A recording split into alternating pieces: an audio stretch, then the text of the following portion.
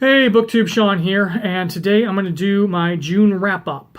This will be the first monthly wrap-up I have done since, probably, I don't know, August last year or something.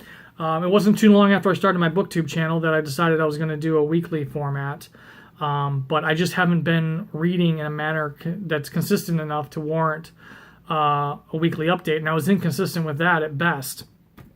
So I decided I was going to go back to the more traditional booktube format of monthly or bi-monthly wrap-ups, separate the book hauls out and the TBRs out of that.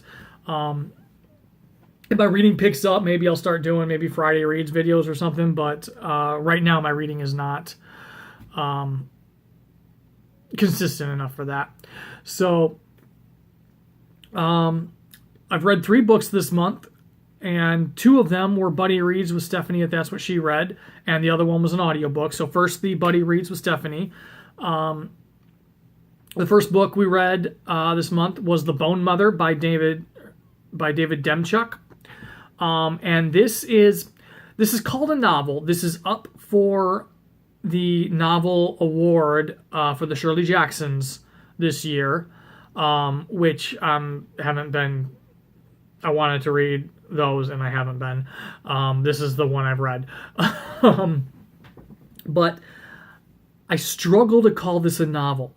I'm struggling. It was good. I really enjoyed it.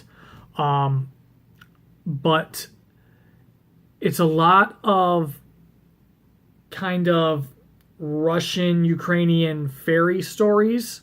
And I don't mean fae. I just mean like fairy tales. There's a very, very, very loose connection through them all with this organization that is out to hunt the creatures.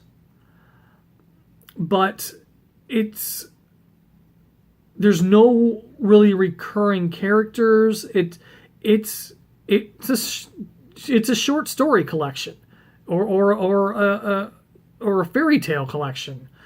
And I struggle to call it I really struggle to call it a novel, and I'm curious as to how it got nominated for the novel category. It was really good. I enjoyed pretty much all of the stories. Some of them were creepy as hell. So yeah, it was really good. I highly recommend reading it. But it wasn't a novel. That was where I struggled with it, but definitely worth checking out. The writing was beautiful, and like I said, there were some really creepy stories, and even the ones that weren't that creepy were very well written. And there wasn't a single one where I went, that one wasn't so great. So definitely check out The Bone Mother by David Demchuk. Just don't go into it expecting a novel. The second book that we read is I finally got around to reading Kill River by Cameron Rubik. This is an 80s style slasher novel. This was very enjoyable.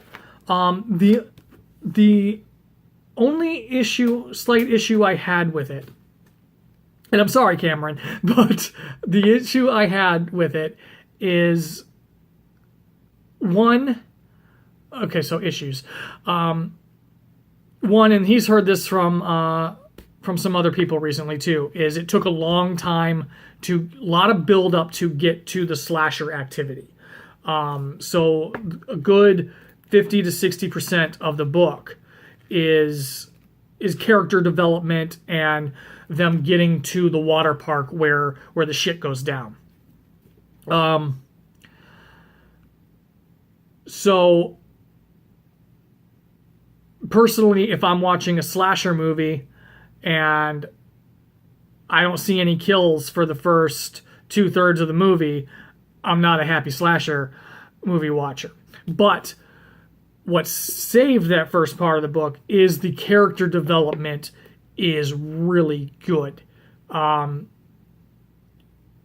Much better than you would normally, much better character development than you even get in some slasher movies.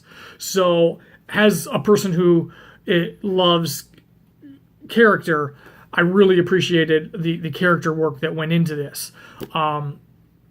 So if you pick this up and you think it's going slow, it is a little bit, but stick with it, because once it gets to the slasher portion, then it starts getting really fun, and definitely worth reading. It is a fun book, and I want to get to Kill River 2 and Disco Death Trap. I have both of them. The other issue I had with the book is the age of the protagonists.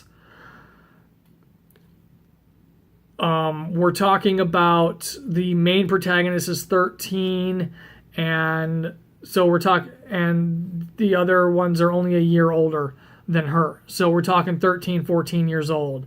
And it just, at times, kind of felt uncomfortable dealing with teenagers that young. It felt almost a little wrong rooting, because as a slasher fan, you root for the kills. You root for the main protagonist, because you know there's going to be a final girl. But so you root for the final girl, but you're also rooting for you want to see the kills. And sometimes it just felt a little wrong rooting for 13, 14-year-olds to get killed in the book. But there was also some, and nothing graphic, nothing but just implied sexuality that just felt wrong to read about with teenagers that young. Usually with a slasher, you are dealing with upper teens, normally probably between 16 and 19 years old, just upper teens close to adulthood.